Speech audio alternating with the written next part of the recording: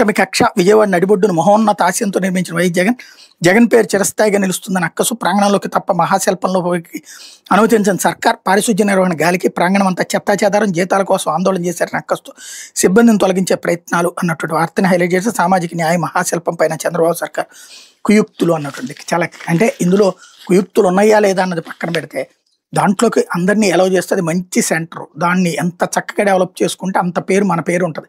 జగన్ పెట్టాడని జగన్నే ఎవడో ఇప్పుడు ఎగ్జిబిషన్ పెట్టిన వాళ్ళని ఏమైనా ఓట్లు ఎత్తారేంటి కాదు కదా. బేసిక్గా అక్కడ మంచిగా చూసుకోవడం అన్నటువంటిది ముఖ్యం.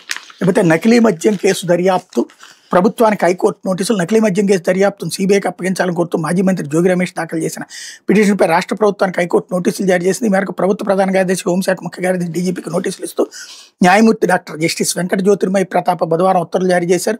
జోగి అరెస్ట్ తర్వాత జరిగిన పరిణామాలతో అదనపు అఫిడవిట్ దాఖలు చేసేందుకు వెసులుబాటునిస్తూ విచారణను ఈ నెల 12కి వాయిదా వేశారు. దీనికి ముందు జోగి రమేష్ తరపున సీనియర్ న్యాయవాది పొన్నవోలు సుధాకర్ రెడ్డి వాదనలు వినిపించారు. కేసును రాజకీయ కక్ష సాధింపులు రాజకీయ కోణంలో దర్యాప్తు చేస్తున్నట్టు తెలిపారు. నకిలీ మద్యం కేసులో ప్రభుత్వ దర్యాప్తు నిష్పాక్షికంగా జరగడం లేదు, అందుకే సీబీఐకి ఇవ్వాలని కోరుతున్నాం. మొదటి నిందితుడిగా ఉన్న అద్దేపల్లి జనార్దన్ అరెస్ట్ కాకముందు ఎప్పుడు జోగి రమేష్ గురించి మాట్లాడలేదు.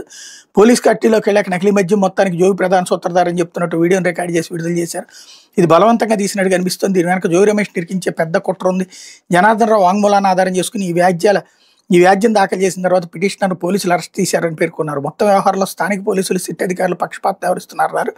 ప్రభుత్వం తరపున అడ్వకేట్ జనరల్ దమ్మాలపాటి శ్రీనివాస్ స్పందిస్తూ పిటిషనర్ ఎప్పటికీ అరెస్ట్ అయ్యారని వ్యాజ్యానికి విచారణ అర్హత లేదని తెలిపారు. నిందితుడికి దర్యాప్తు సంస్థలు ఎంచుకునే అవకాశం లేదని ఇదే విషయాన్ని న్యాయస్థానాలు స్పష్టంగా చెప్పాయన్నారు అన్నటువంటి వార్తని హైలైట్ చేశారు.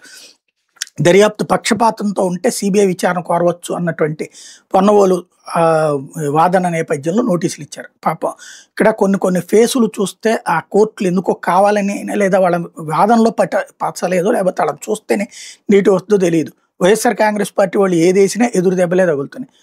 ప్లస్ ఇక్కడ ఈ లాయర్లని కూడా వాళ్ళు సీరియస్గా చూడట్లేదు. న్యాయస్థానం సరైనటువంటి లీగల్ టీంని ప్లాన్ చేసుకోవాల్సిన బాధ్యత